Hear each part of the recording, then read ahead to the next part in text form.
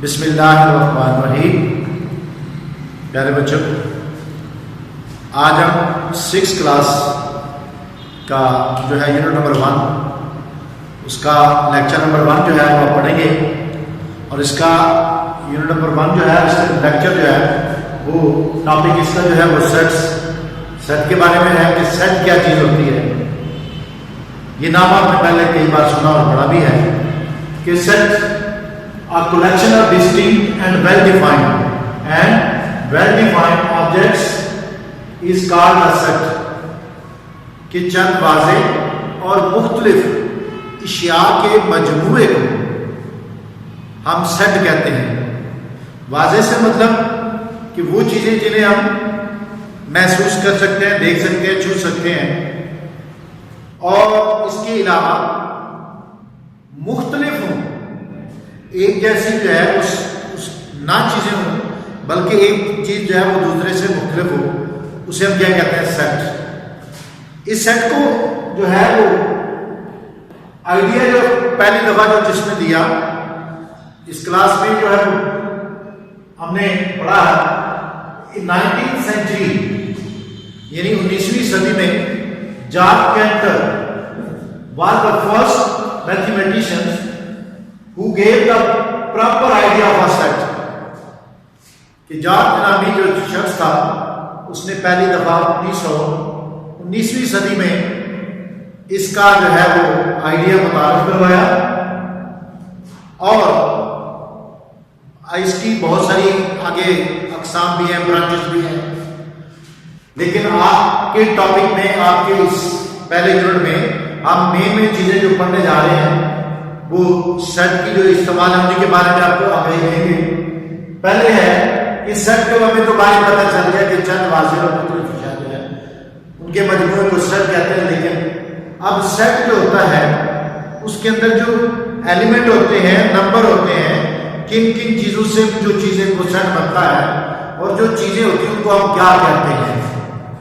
उनको कहते हैं मेंबर और एलिमेंट्स।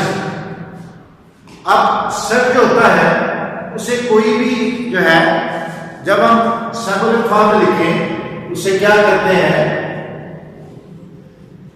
कोई भी मालूमात है उसे जब आप ब्रैकेट की फॉर्म में शो करेंगे, या इसकी दूसरी अकसाम है, टेबुलर है, डिस्क्रिप्टिव है, सेट बिल्डर फॉर्म है, तो इसकी मुख्तलिफ अकसाम जो है वो अकसाम है।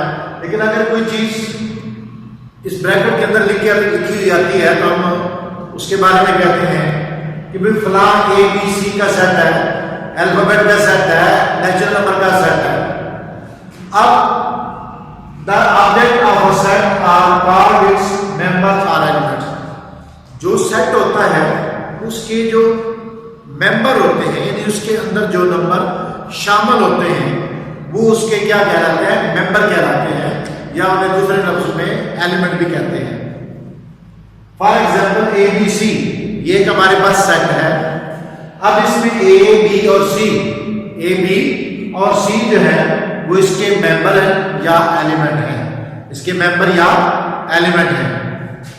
अब इसी जो यूनिट में आप जो नेक्स्ट जो है वो एक्सरसाइज में जो पढ़ने आपने हैं वो सेट्स जो है उनके बाद एक्सरसाइज में सिंबल यूज होते हैं, बाद में उसके जो है सेट यूज होते हैं।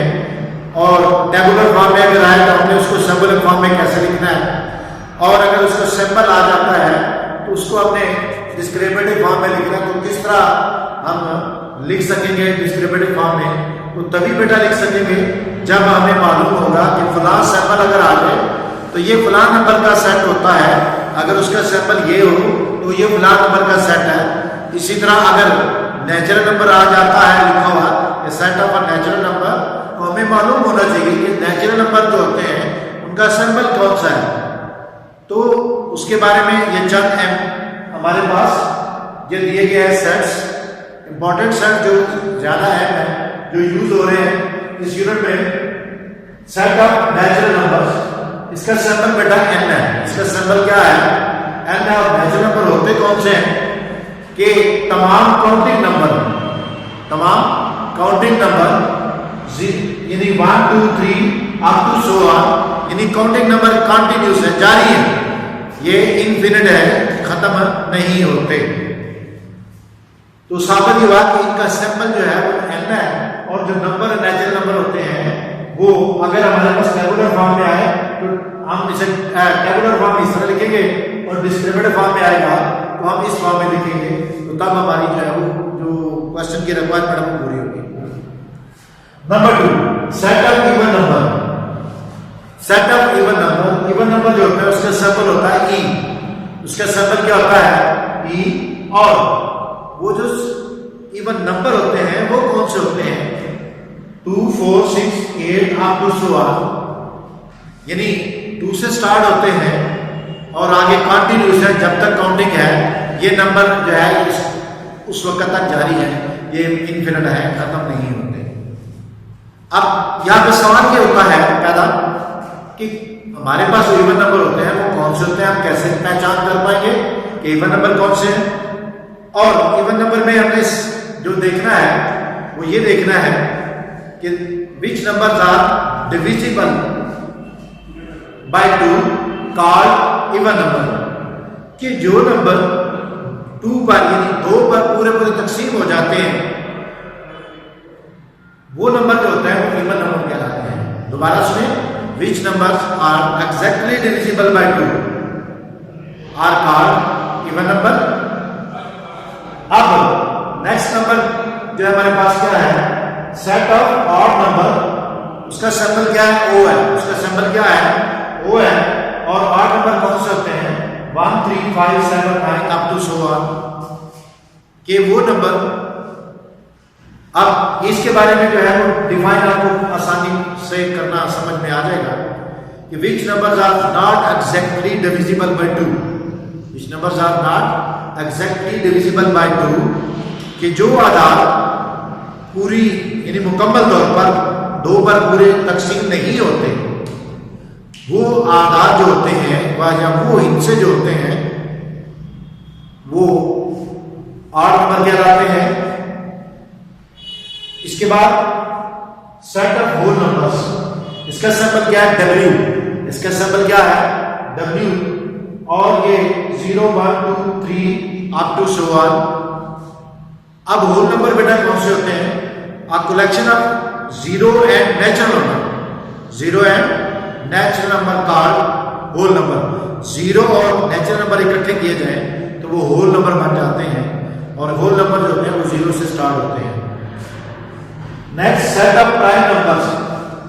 इनका सिंबल है P। इनका सिंबल क्या है? P। और प्राइम नंबर जो होते हैं वो 2 से स्टार्ट होते हैं। 2, 3, 5, 7, 11 अप टू 100। अब बेटा बात बच्चों के ज़हन में ये ख्याल आता है कि 2 जो है ये तो 2 पे डिवाइड होता है, तो फिर ये प्राइम नंबर कैसे हुआ? बेटा ये प्राइम नंबर इस लिहाज से है कि प्राइम नंबर की डेफिनेशन जो है वो हमने आपको यानी कि पढ़ दी है या आपकी बुक में लिखी है, दोबारा मैं बता भी रहा हूं।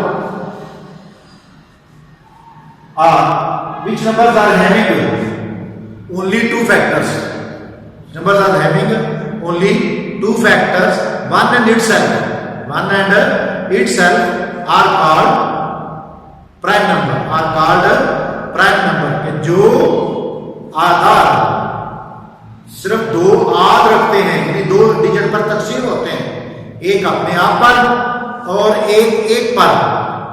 इसके अलावा किसी और अदद पर वो डिवाइडर नहीं होते।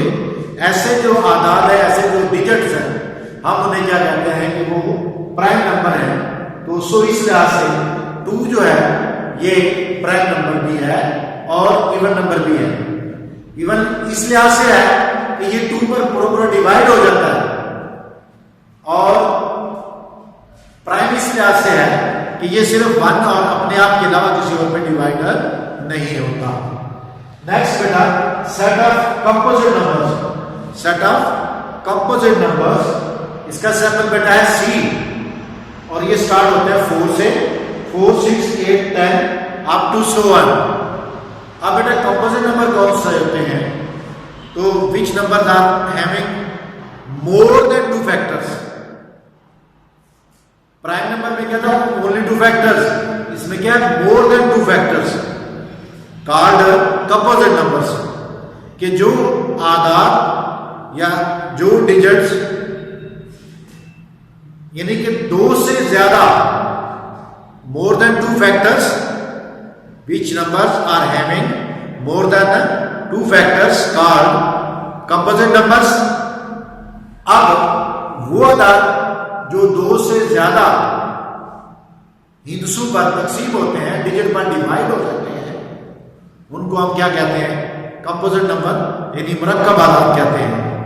अब जो भी ये 4 है तो ये एक तो 1 पे होता है और अपने यहाँ पर होता है, इसके अलावा ये 2 पर भी डिवाइड होता है।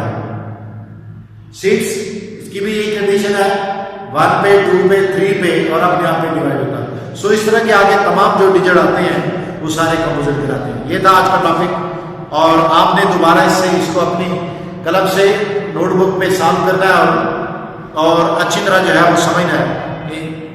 Thank you.